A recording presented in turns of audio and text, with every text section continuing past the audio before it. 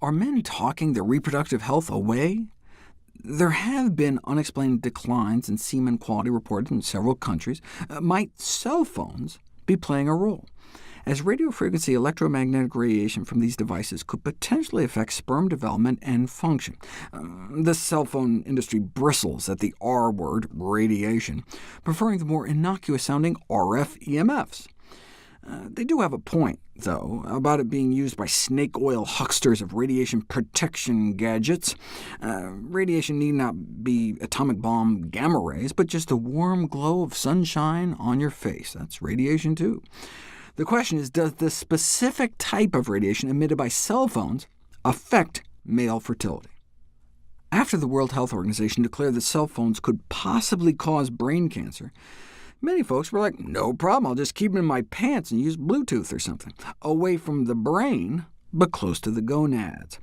Put all the studies together, including nearly 1,500 semen samples, and exposure to mobile phones was associated with reduced sperm motility and viability, though not necessarily sperm concentration.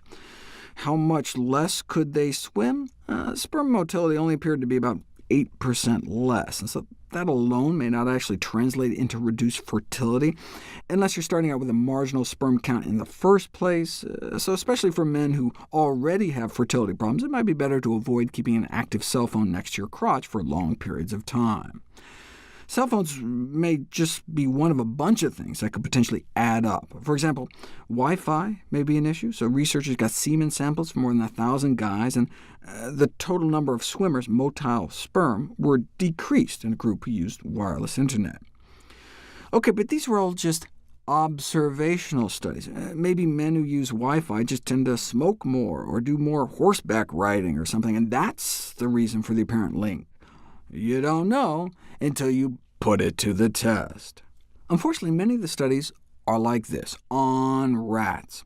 So while the microwaves emitted from a cell phone do not appear to affect rat testicles, it can be argued that you can't necessarily extrapolate from these animal models since, for example, their scrotums are non-pendulous, meaning their testicles are more inside their bodies rather than out swinging around. So, at least until proven otherwise, it's recommended that men with fertility issues may not want to keep their cell phones in their front pants pocket in close proximity to their testicles. Even when not in use, cell phones emit radiation to keep pinging their location, though the main exposure is during talk mode, where it may still remain in the pocket thanks to headsets these days. And then what happens when you have it in proximity to other common metal objects? Here's a cross-section at crotch level. There's the phone. You may have a metal zipper, key ring in your pocket. When all three objects were added, the SAR, the amount of radiation absorbed into the testicles, was generally increased, even approximately doubled. But that's only a problem if the radiation does actually damage sperm. How hard is it to just design a study where you just wave a cell phone over some human sperm in a petri dish to see if it's an issue? And here we go.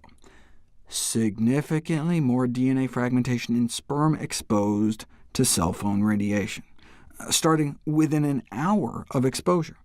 Such a dramatic effect that they suggest women might not want to pocket their cell phones for a few days after trying to get pregnant so as to not put the sperm at further risk.